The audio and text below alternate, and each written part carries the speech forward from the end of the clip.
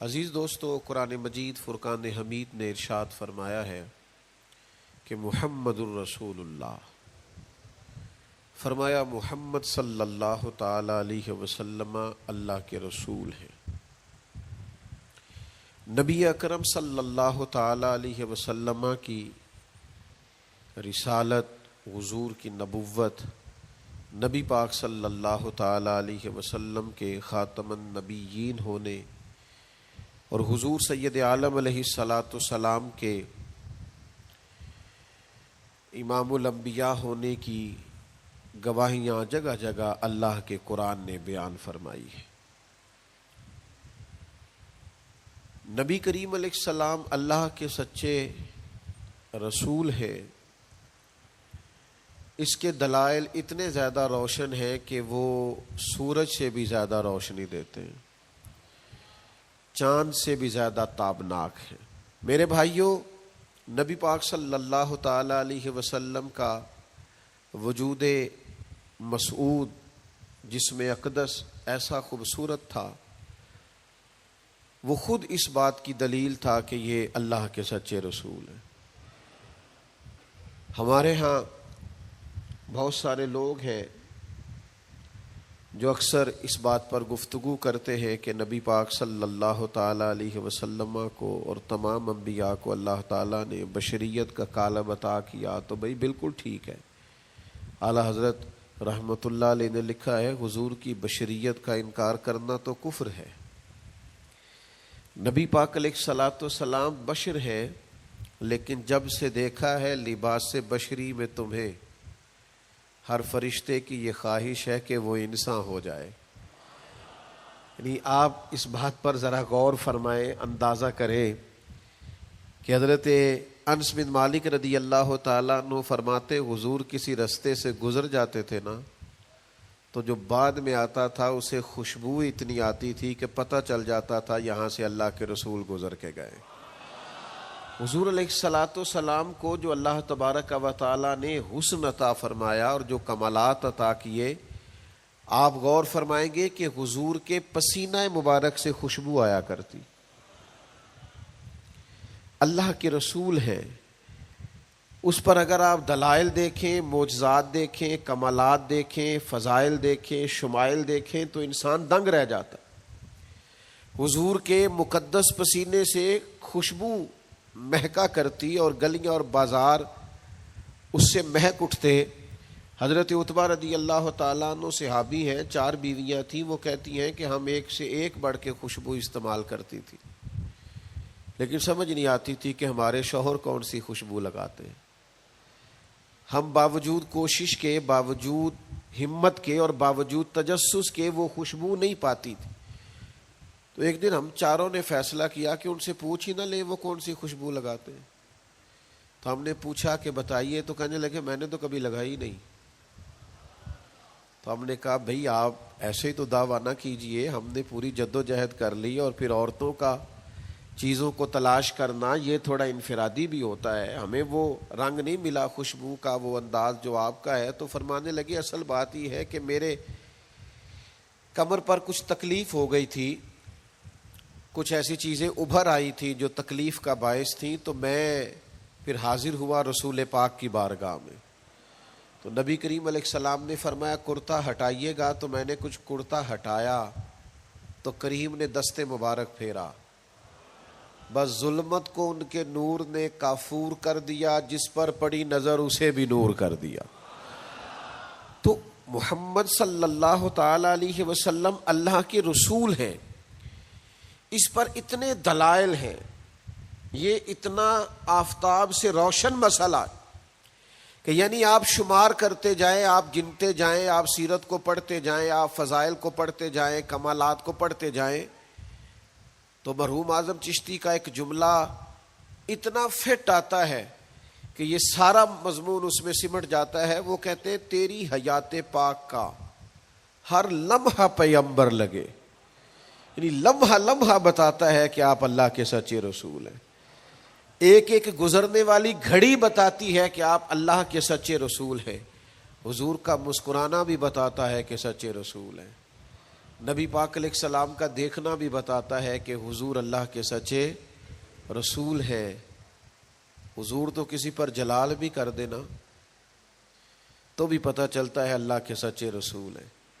یعنی حضور علیہ الصلاۃ والسلام کھانا تناول فرمائیں یا آرام فرمائیں، آپ ذرا یہ انوکھا پن ملاحظہ فرمائیے گا، یہ انداز ذرا دیکھیے گا کہ ایک صحابی نے آ کے عرض کی یا رسول اللہ صلی اللہ تعالی علیہ وسلم میری بیٹی کی شادی ہے تو خوشبو کی بڑی ضرورت ہے، تو مہربانی فرمائیں کرم نوازی کریں. عرب شریف کے اندر خوشبو بڑی مہنگی ہوتی تھی، آج بھی وہاں خوشبو بڑی مہنگی ہے اور خوشبو کا استعمال بھی بہت زیادہ ہے. تو اس صحابی نے آ کے عرض کی یا رسول اللہ صلی اللہ تعالی علیہ وسلم خوشبو مل جائے، میری بیٹی کی شادی ہے. تو حضور علیہ السلام نے فرمایا ایک لکڑی لے آؤ اور ایک بوتل ایک شیشی لے آؤ. وہ لے کے آئے تو محبوب نے نا لکڑی کے ساتھ اپنا پسینہ تیری حیات پاک کا ہر لمحہ پیمبر لگے، حضور نے وہ پسینہ مبارک اتار کے اس شیشی میں ڈال دیا. فرمایا جا جا کے استعمال کر، اللہ تبارک و تعالی بہترین خوشبو عطا کرے گا. حضور علیہ الصلاۃ والسلام کا سارا وجود نور. یعنی ہمارے ہاں کسی آدمی کے منہ سے تھوک نکلے یا لعاب نکلے تو لوگ اس سے گھن محسوس کرتے ہیں، جگہ جگہ لکھا ہوتا ہے تھوکنا منع ہے. لیکن نبی کریم اگر لعاب دہن لگا دینا مولا علی کی آنکھوں پر تو شیر خدا فرماتے ہیں مجھے پہلے سے بھی زیادہ بہترین نظر آنا شروع ہو جاتا ہے.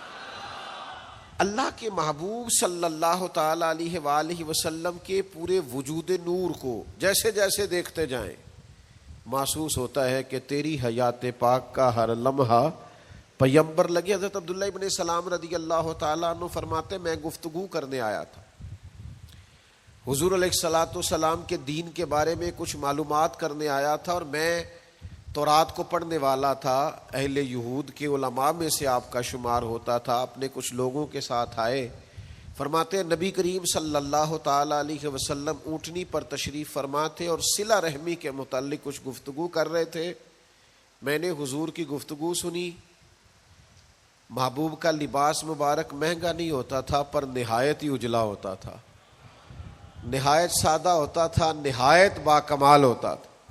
فرماتے میں نے اونٹ پر بیٹھے ہوئے محبوب کے لباس کا، بات کرنے کا، نفاست کا، ہاتھ اٹھانے کا وہ انداز دیکھا، اور جھکی جھکی نظریں اور معصوم لہجہ اور گفتگو میں سلاست اور روانی اور ٹھہرے ٹھہرے جملے اور لفظوں کا وہ ایک خوبصورت ریدھم. فرماتے ہیں وہ سارے انداز میں نے دیکھے تو میں جو بات کرنے آیا تھا مجھے بھول ہی گئی. لباں تے موہراں لگیاں، بولن دی جاچ ہی بھول گئی، ایتھے زباناں تائیں کھولن دی جاچ بھول گئی. فرماتے میں کوئی بات ہی نہ کر سکا. جیسے ہی محبوب کے قریب گیا میں نے فوراً عرض کیا مجھے کلمہ پڑھا دے، میں مسلمان ہونا چاہتا ہوں. یہ آج جو لوگوں کی طبیعتیں الجھ سی گئی ہیں نا، آج یہ جو بے شمار باتیں، بے شمار گفتگو، سوشل میڈیا کا بے دریغ اور بے ہنگم استعمال اور ذہن کو ہر وقت تھکائے رکھنا اور طبیعت کو ہر وقت اوور تھنکنگ کرتے کرتے اپنے آپ کو پریشان کر دینا، یہ جو ساری بے چینی ہے، یہ جو سارا اضطراب ہے، یہ جو ساری ہماری طبیعتیں الجھ سی گئی ہے. ہر آدمی کو دوسرا دشمن نظر آتا ہے اور ہر ایک کو دوسرا اپنا مخالف دکھائی دیتا ہے، اور معاشرے کے اندر بسنے والا ہر آدمی لالچی دکھائی دیتا ہے. محسوس ہوتا ہے سارے شہرت کے لیے لگے ہوئے ہیں، سارے اقتدار کی جنگ لڑ رہے. یہ جو ہماری ساری بدگمانیاں ہیں اس کی بنیادی وجہ یہ ہے کہ ہم ادھر ادھر تو کھول کے دیکھتے ہیں، اپنے محبوب کی بارگاہ کی طرف نہیں دیکھتے. ہم جب حضور علیہ السلام کی پرکیف شخصیت کو دیکھیں گے، فضائل دیکھیں گے، کمالات دیکھیں گے، معجزات دیکھیں گے، نعت پاک کی طرف توجہ کریں گے، اخلاق عالیہ کو دیکھیں گے، حسن کردار کو دیکھیں گے. دنیا میں وہ لوگ بڑے عظیم ہوتے ہیں جو نبی پاک علیہ الصلاۃ والسلام کی محبت میں پوری طرح محو ہو جاتے ہیں. آپ یقین کریں جو دروازہ رسول تک پہنچ جاتے ہیں ان کا سفر ہی ختم ہو جاتا ہے. جو حضور کی بارگاہ تک پہنچ جاتے ہیں ان کے ذہن کی مشقت پھر ختم ہو جاتی، انہیں منزل نصیب ہو جاتی. وہ لوگ اس طرح کے ہو جاتے ہیں کہ اب زندگی میں ایک ٹھہراؤ آ گیا، اب سکون نصیب ہو گیا، اب اطمینان قلبی مل گیا، اب مقصود ہاتھ آ گیا ہے، منزل مل گئی ہے. نوجوانوں بہت زیادہ نہ الجھا کرو یار، بہت زیادہ پریشان نہ ہوا کرو. جب دل بڑا گھبرا جائے نا تو اپنے نبی پاک کی سیرت کو پڑھا کرو، حضور کے احوال شریفہ کا مطالعہ کیا کرو، ان کے حسن کی بات دیکھا کرو، جمال کی بات دیکھا کرو، کمال کی بات دیکھا کرو، محبوب کے بانٹنے کا انداز دیکھا کرو، نوازنے کا انداز دیکھا کرو، نبی پاک کا دشمنوں کو معاف کرنے کا رنگ دیکھا کرو، حضور کا عطا کر دینے کا انداز دیکھا کرو. معاشرے میں، سوسائٹی میں ہر طرف بے راہ روی ہے، سارے دشمن ہیں، لیکن محبوب تبلیغ بھی اطمینان سے کرتے ہیں، ان کو دعوت توحید بھی مطمئن ہو کے دیتے ہیں، اور جب ان کے لیے دعا کرتے ہیں تو پھر بھی پوری دل جمی کے ساتھ دعا کرتے ہیں. یہ خاص ٹھہراؤ آپ کو حضور کی بارگاہ تک جانے میں ملے گا. ہم نا رسمی سی محفل کرتے ہیں، رسمی سا میلاد، رسمی سا معراج، رسمی سی سیرت، رسمی سی باتیں. وہ جو خاص ایک کیفیت ہوتی ہے نا امتی کی، پوری طرح محبوب کے قدموں سے جڑ جانا، یہ والہانہ پن کبھی ملے نا، والہانہ پن. یعنی حضرت طلحہ بن برار رضی اللہ تعالیٰ عنہ کی نبی کریم سے ملاقات ہوئی، حضور سے ملے اچانک، اور دوڑ کے جا کے نا تو نبی پاک کے قدموں سے لپٹ گئے، اور پھر لپٹے ہیں، اور والہانہ انداز ہے، اور وارفتگی دکھا رہے ہیں، اور عشق کا مظاہرہ کر رہے ہیں، اور پھر اسی درد اور تڑپ میں عرض کرنے لگے حضور مجھے کوئی حکم کرے، میں فوراً تعمیل ارشاد کروں گا، کچھ فرما دیں. یہ والہانہ پن، یعنی کبھی آپ بڑے بے چین ہو تو کہیں یار کھولو سیرت کی کتاب، اپنے نبی کا کوئی ذکر پڑھتے ہیں، کھولو فلاں آدمی کو سنے جو حضور کے عشق کی بات کرتا ہے، آؤ کوئی نعت پاک کا نغمہ چھیڑ دے جو ہمارے دلوں کو ٹھنڈا کرے، آؤ کوئی قرب پائے حضور کے دروازے نور کی طرف سفر کرے. ہم کہاں الجھے ہوئے ہیں، کہاں سکون تلاش کر رہے ہیں، کہاں ہم نے اپنے آپ کو الجھا دیا ہے، کن بے معنی اور بے مقصد باتوں میں ابحاث اور بحثیں کر کر کے اپنے آپ کو پریشان کیے ہوئے ہیں. آئیے دیکھیے رسول اللہ صلی اللہ تعالی علیہ وسلم کی زندگی کا لمحہ لمحہ آپ کے کلیجے کو ٹھنڈا کرے گا، آنکھوں کو سکون دے گا، باطن کو پاکیزہ کرے گا، سوچوں کو نکھار دے گا. کہہ لینے دو مجھے یہ جملہ، حضور سے پیار کرو، جینے کا بھی مزہ آئے گا، مرنے کا بھی مزہ آئے گا، لطف نصیب ہو جائے گا، سرور نصیب ہو جائے گا، ایک کیف سا میسر آ جائے گا. حضور کی بارگاہ عالی مرتبت تک جڑو، نبی پاک علیہ الصلوۃ والسلام کے اخلاق عالیہ کو اپناؤ، کردار کو سمجھو، حسن تکلم کو سمجھو، نبی پاک علیہ السلام کی باتوں پر غور کرو.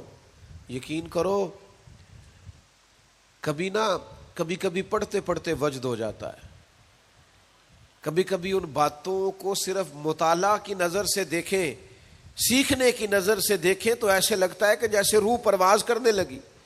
یہ اس طرح کے بھی کمالات ہوتے ہیں، یہ بھی رنگ ہوتا ہے، یہ بھی انداز ہوتا ہے، یہ بھی طور طریقے ہوتے ہیں. اور پھر حضور امی ہے، نبی کریم نے دنیا میں کسی استاد سے پڑھا نہیں، حضور سید عالم صلی اللہ تعالی علیہ وآلہ وسلم کسی مکتب میں نہیں گئے، حضور نے کسی مدرسے سے تعلیم نہیں پائی. لیکن جب حضور بات کرتے نا، جب محبوب حکمت کے موتی رولتے نا، جب نبی پاک علیہ الصلوۃ والسلام کوئی کلام کرتے نا، آپ یقین کریں ایسا انوکھا پن، ایسا نرالا فیصلہ، ایسی حکمت اور دانائی سے بھری ہوئی بات، یعنی جو فلسفیوں سے کھل نہ سکی اور نکتہ وروں سے حل نہ ہوئی، وہ بات ایک طیبہ والے نے بتلا دی چند اشاروں سے. حضور دو چار اشارے کرتے اور عقدے کھل جاتے. ایسی دانائی والی بات، ایسی قیمتی بات، ایسی انوکھی بات محبوب بیان کرتے. حضرت سعد بن عبادہ رضی اللہ تعالیٰ عنہ کے پاس نا فتح مکہ کے موقع پر جھنڈا تھا. وہ علم بردار تھے، جن کے پاس جھنڈا ہوتا تھا وہ آدمی سب سے آگے آگے ہوتا تھا. اب ایک وقت ایسا آیا کہ صورتحال اس طرح کی بن گئی کہ حضرت سعد بن عبادہ کو اس منصب سے ہٹایا جائے گا. بڑا مشکل فیصلہ ہے. انہوں نے کوئی ایسی معاذ اللہ غلطی بھی نہیں کی، لیکن حالات ایسے آ گئے ہیں کہ جناب سعد ابن عبادہ کو ہٹانا پڑے گا، ان سے جھنڈا لیا جائے گا. صحابہ بڑے پریشان ہیں کہ حساس آدمی ہے، ان کی خدمات بہت زیادہ ہیں، کس طرح ان کو ہٹائیں گے، کیا کریں گے. نبی کریم کی بارگاہ میں عرض گزار ہے، یا رسول اللہ کیسے ہٹائیں حضرت سعد ابن عبادہ کو، اور کیفیات اور حالات بھی ایسے ہیں کہ ہٹانا بھی پڑے گا. آج کل نا بہت سارے لوگ کام تو کرتے ہیں پر دانا نہیں ہوتے. جذباتی فیصلے، جذباتی باتیں، ایموشنل گفتگو، وقتی طور پر چیزوں کو بہتر کرنا، اور بس وقتی طور پر آج گزارا ہو کل دیکھی جائے گی، لیکن چیز کی گہرائی تک، اس کی اصل تک نہیں اترتے، اس کے سارے لوازمات کو نہیں دیکھتے، قبل از وقت منصوبہ بندی نہیں کرتے. ہمارا مزاج نہیں ہوتا، ہم ٹھہراؤ اپنی زندگی میں نہیں لاتے. نبی پاک چونکہ اللہ کے رسول ہیں، ہر لمحہ حضور کا پیغمبر لگتا ہے. اب حضرت سعد ابن عبادہ کو ہٹانا ہے اور ان کی جگہ کسی اور کو مقرر کرنا ہے، اور بندہ بھی بڑا حساس ہے اور بات بھی کوئی ایسی نہیں، تو کیا کرے. پتہ ہے نبی کریم علیہ السلام نے کیا کیا؟ حضور فرمانے لگے کوئی پریشانی نہیں، ہٹا دیتے سعد ابن عبادہ کو. حضور نے بلایا، فرمایا سعد میرا ارادہ بنا ہے کہ جھنڈا آپ سے لے لیا جائے. حضرت سعد ابن عبادہ نے ابھی گردن جھکائی تھی تو حضور فرمانے لگے میرا ارادہ ہے آپ سے لے کے آپ کے بیٹے کو دے دیا جائے. جو فلسفیوں سے کھل نہ سکا، جو نکتہ وروں سے حل نہ ہوا، وہ راز ایک طیبہ والوں نے بتلا دیا چند اشاروں میں. اور تیرے آگے ہے یوں دبے لچے فصحا عرب کے بڑے بڑے، کوئی جانے منہ میں زبان نہیں بلکہ جسم میں جان نہیں. ایسا کمال فیصلہ، ایسا انوکھا فیصلہ. اچھا جس فیصلے سے وہ پریشان ہو سکتے تھے نا کہ مجھے ہٹایا جا رہا ہے، جب انہیں پتہ چلا نا کہ میری جگہ پہ میرا بیٹا آ رہا ہے، وہ اتنا خوش اپنے جھنڈا اٹھانے پہ نہیں تھے جتنا اپنے بیٹے کے جھنڈا اٹھانے پہ راضی ہو گئے. ان کی طبیعت مچل گئی. نبی پاک صلی اللہ تعالی علیہ وسلم کے پیغمبر ہونے پر، نبی ہونے، ایسے دلائل، ایسے کم، آپ جس زاویے سے دیکھیں ششدر رہ جائے گی، حیران رہ جائیں گے، پیار ہو جائے گا. کچھ ایسے مصنفین بھی گزرے ہیں معاذ اللہ ثم معاذ اللہ، جو مسلمان نہیں تھے، غیر تھے، کلمہ نہیں پڑھتے تھے.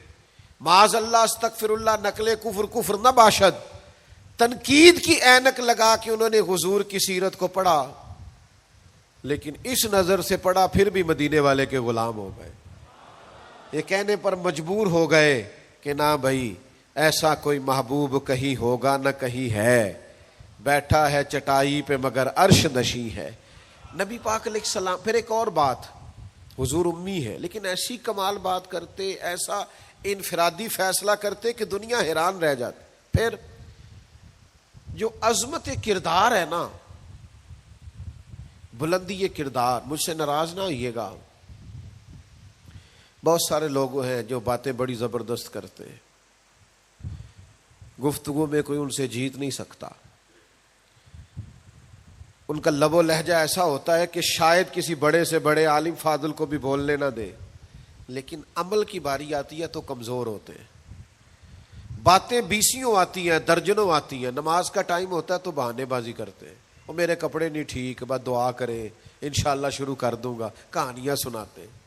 کیوں اتنے بھولے بنتے ہیں؟ ہمیں سمجھ آتی ہے کہ آپ گفتار کے غازی ہیں، آپ باتوں میں صرف ساری چیزیں سیدھی رکھتے ہیں، آپ اس جگہ پہنچ ہی نہیں پا رہے. عمل، کردار، یہ بھی ایک مبلغ ہوتا ہے. آپ کا کردار بھی تبلیغ کرتا ہے، آپ کا لب و لہجہ بھی، حضرت امام جعفر صادق رضی اللہ تعالیٰ عنہ سے ایک شخص نے کہا تھا میں دین کی تبلیغ کرنا چاہتا ہوں، مجھے بتایا کیا کروں؟ تو امام جعفر صادق رضی اللہ تعالیٰ عنہ فرمانے لگے دین کی تبلیغ کرنی ہے تو بڑا آسان نسخہ ہے، دین پہ عمل کرنا شروع کر دے، تبلیغ ہونی شروع ہو جائے گی۔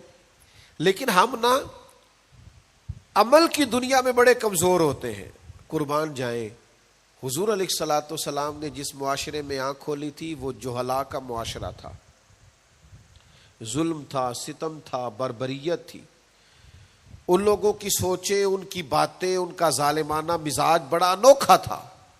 لیکن کمال کی بات ہے نا، چاروں جانب لوگوں کا مزاج ظالمانہ تھا، لیکن محبوب کو اللہ نے رحمت بنا کے بھیجا۔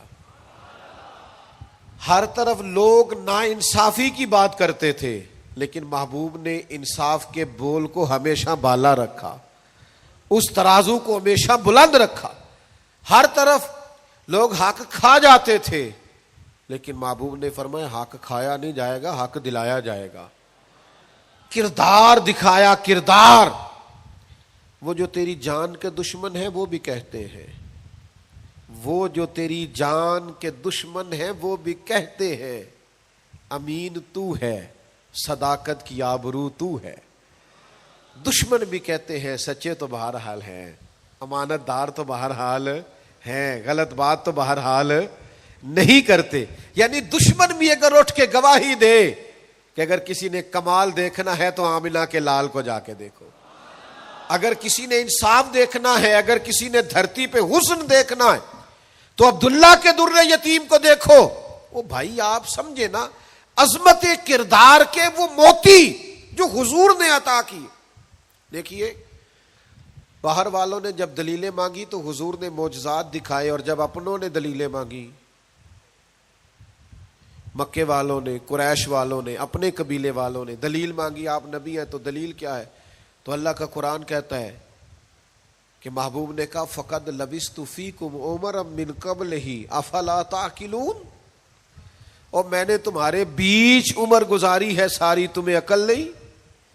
میں کوئی باہر سے نہیں آیا، میں نے 40 سال تمہارے اندر گزارے ہیں، میرے جیسا کوئی سچا ہے تو دکھاؤ، کوئی دیانتدار ہے تو دکھاؤ، کوئی پاکیزہ مزاج ہے تو دکھاؤ، کوئی اس طرح کا ستھرا ہے تو دکھاؤ، کوئی اس طرح کا مزکی ہے تو دکھاؤ۔ تمہارے بیچ میں نے وقت گزارا ہے۔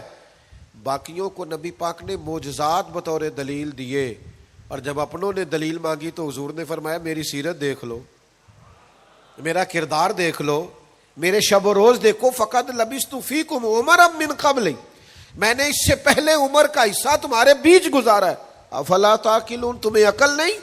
دوستو تھوڑا سا نا کردار پر بھی توجہ کرنی پڑے گی، اپنے آپ کو تھوڑا سا تبدیل کرنا پڑے گا۔ میں آپ کی خدمت میں عرض کروں، دولت سے لوگوں کو جیتا نہیں جا سکتا، دولت تو لوگوں کو لالچی بنا دیتی ہے۔ آپ کسی کو پیسے دیں، 10,000 دے، اگلی دفعہ وہ 25 مانگے گا، تو آپ 50 دیں، اگلی دفعہ 1,00,000 مانگے گا، اس کی بھوک تو بڑھتی ہے۔ آپ عہدے کے زور پر بھی لوگوں کے محبوب نہیں بن سکتے، اس لیے کہ پھر وہ شخصیتوں سے پیار نہیں کرتے، کرسیوں سے پیار کرتے۔ آپ کرسی پہ ہیں تو آپ اچھے لگتے ہیں، جب دوسرا آئے گا تو اس کو سلوٹ کر لیں گے۔ نبی پاک علیہ الصلوۃ والسلام نے فرمایا اگر تم کسی شخص کو قائل کر سکتے ہو اور اس سے محبت بڑھا سکتے ہو تو ایک ہی صورت ہے، اور وہ تمہارا حسن اخلاق ہے۔ اللہ کے محبوب صلی اللہ تعالی علیہ وسلم نے خلق کے ساتھ، کردار کے ساتھ، نبی پاک علیہ السلام نے محبت کے ساتھ، زید بن دسنہ بہت بڑے یہودیوں کے عالم تھے۔ ایک دن حضرت بلال حبشی رضی اللہ تعالیٰ عنہ سے کہنے لگے سنا ہے نبی پاک علیہ السلام کی بارگاہ میں جب بہت سارے مہمان آتے ہیں تو آپ کو کچھ قرض بھی لینا پڑتا ہے۔ جناب بلال کہنے لگے لینا پڑتا ہے، کہنے لگے مجھ سے لے لیں، میرے پاس اضافی پیسے پڑے ہیں، آپ نے دے ہی دینے۔ حضرت بلال نے لے لیے، ایک ٹائم مقرر ہو گیا، فلاں دن پیسے واپس کرنے، اپنی وعدے میں 3 دن رہتے تھے۔ نبی پاک علیہ الصلوۃ والسلام مدینہ طیبہ کے چوک میں کھڑے ہیں، ساتھ حضرت عمر فاروق رضی اللہ تعالیٰ عنہ، یہ وہاں پہنچ گئے یہودیوں کے عالم۔ آ کے کہنے لگے وہ میری رقم واپس کریں. تو حضور نے فرمایا ابھی تو وعدے میں 3 دن رہتے ہیں. تو اس نے بڑے سخت جملے کہے. آپ کی توجہ ہے میری بات پر؟ سمجھ آ رہی ہے میری باتوں کی؟ چڑھانے والے اتنے خطرناک نہیں ہوتے جتنے چڑھ جانے والے خطرناک ہوتے ہیں. اتنی جلدی کسی کی باتوں سے چڑا نہ کرے. یعنی ہر ایک کوئی دشمن بنا لیتے ہو. جس کا سٹیٹس ہی نہیں آپ کے ساتھ کھڑے ہونے کا اسے بھی دشمن بنا. اور دعا کرو کہ دشمن بھی خاندانی ہو.